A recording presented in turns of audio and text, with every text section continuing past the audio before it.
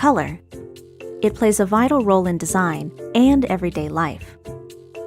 It can draw your eye to an image, evoke a certain mood or emotion, even communicate something important without using words at all. So how do we know which colors look good together and which ones don't? The answer is simple: color theory. Artists and designers have followed color theory for centuries, but anyone can learn more about it.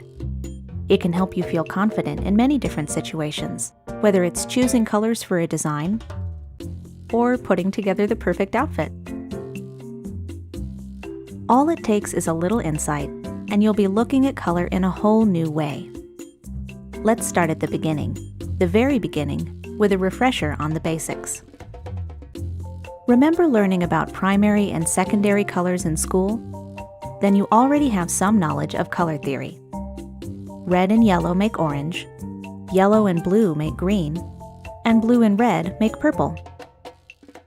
If we mix these colors together, we get even more in-between shades, like red-orange and yellow-green. All together, they form what's called a color wheel. You can probably see where it gets its name. Now, let's take it one step further with hue, saturation, and value. These are terms you might never see in daily life, but they're the key to understanding more nuanced colors, like all those little paint chips at the home improvement store. Hue is the easiest one. It's basically just another word for color. Saturation refers to intensity. In other words, whether the color appears more subtle or more vibrant. Value has to do with how dark or light the color is, ranging from black to white. As you can see, this gives us many different shades, from a deep reddish brown to light pastel pink. So how do we put this all together to create professional-looking color schemes? There are actually tried and true formulas based on something called color harmony that can help. All you need is the color wheel. The easiest formula for harmony is monochromatic because it only uses one color or hue. Just pick a spot on the color wheel and use your knowledge of saturation and value to create variations. The best thing about monochromatic color schemes is that they're guaranteed to match.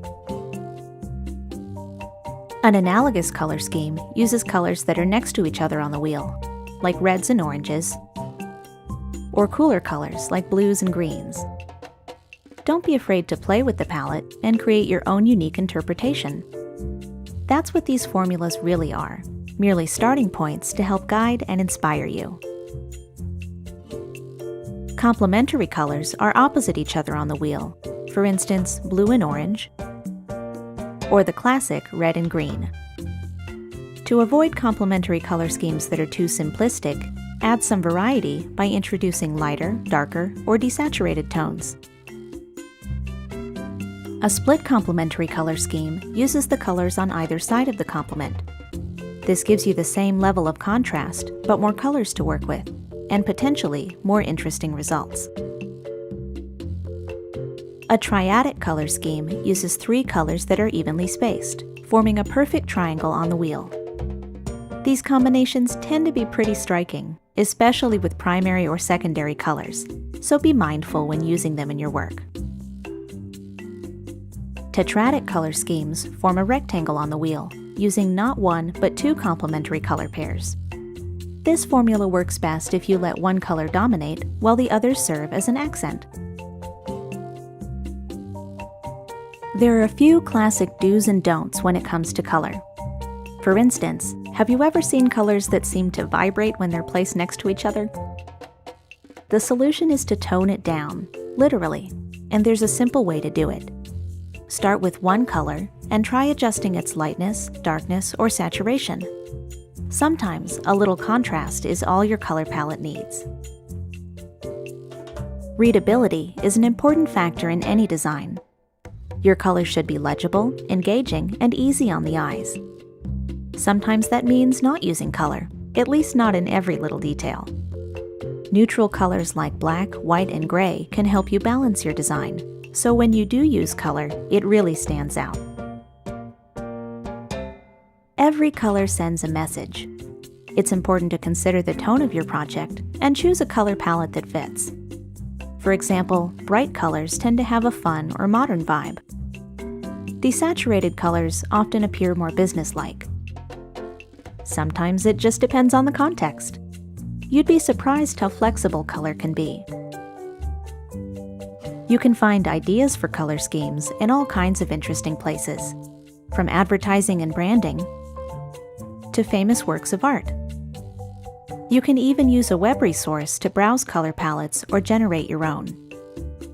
Even experienced designers take inspiration from the world around them.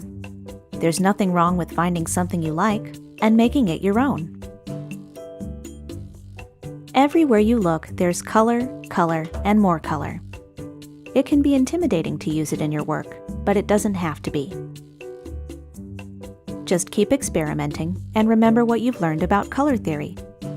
Soon, choosing great-looking colors will feel like second nature. We hope you enjoyed learning the basics of color. Check out the rest of our design topics, including typography, images, and composition.